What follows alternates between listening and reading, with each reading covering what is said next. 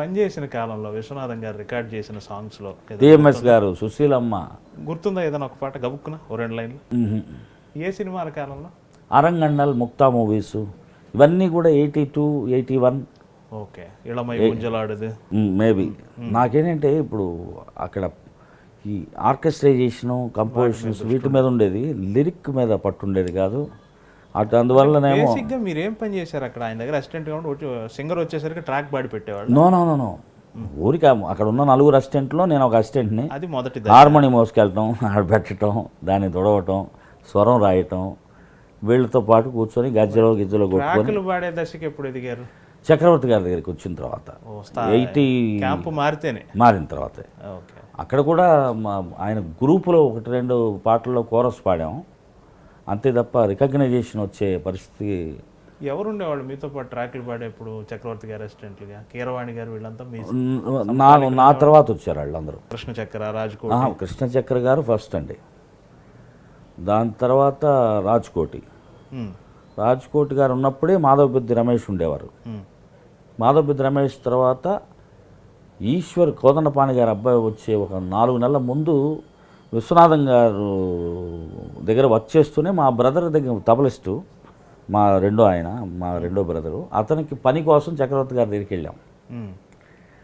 వెళ్ళి పరిచయం చేసుకుని ఇట్లాగా కళాకారులు మా అమ్మా నాన్న చెప్పటం, నేను తోడు హార్మోనియం వాయిస్తూ పాడేటప్పటికి నువ్వు ఎక్కడ పని చేస్తున్నావు అని అడిగారు ఆయన. నేను విశ్వనాథం గారి దగ్గర వర్క్ చేస్తున్నాను.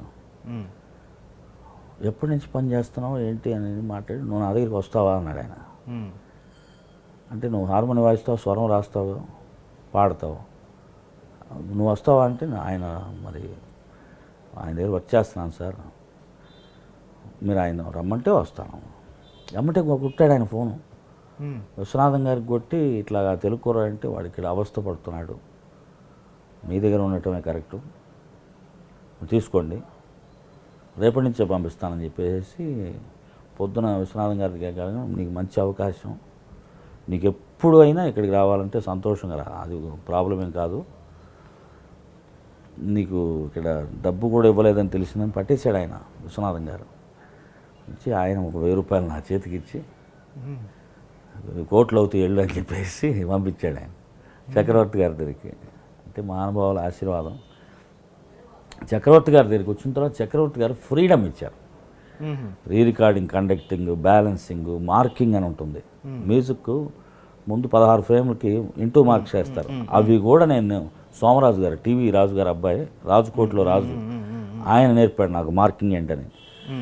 ఈ హార్మోని దగ్గర కూర్చొని బుక్స్లో ఎలా ట్యూన్ రాసుకోవాలి, కంపెనీ పేర్లు ఎలా రాయాలని చక్రధరరావు గారు, కృష్ణ చక్రలో చక్ర నేర్పి 3 నెలల తర్వాత వాళ్ళు థియేటర్ వరకు అంకితం అయిపోయారు. పేమెంట్లు తీసుకొని థియేటర్ వరకు చూసుకొని వెళ్ళిపోవడం, నా నెత్తి మీద ఇచ్చారు మొత్తం. ఓకే, 3-in-1 టేప్ రికార్డర్, రాస్తా, హార్మోని వాయిస్తాను, పాడతాను.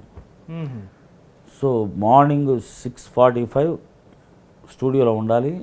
ఆ రోజు జరిగే పాట కండక్టర్కి పాట చెప్పాలి. మళ్ళీ వాయిస్ రూమ్లో 1-2 గంటలు పడుకొని 9ంటికి స్టార్ట్ అయితే ఇక మన నైట్ 1-2 మినిమం 20 అవర్స్ వర్క్ చేసేవాళ్ళు చక్రవర్తి గారి దగ్గర. అలా వర్క్ చేసి ట్రాక్ సింగర్గా పాడి అక్కడ at a time 5 recordings 6 recordings జరుగుతాయి 7 to 1లో. ఆ 5-6 రికార్డింగ్స్లో నేను 2-3 చోట్ల ట్రాక్ పాడితే మాధవపెద్ది రమేష్ గారు 2-3 చోట్ల ట్రాక్ పాడతారు. అంటే ఆయనకి 50 రూపాయలు. బాలు గారు, యేసుదాస్ గారు, జయచంద్రన్ గారు, ఎక్కువ Balu. Hi, this is Mano. Watch my exclusive interview with Yamuna Kishore in I dream.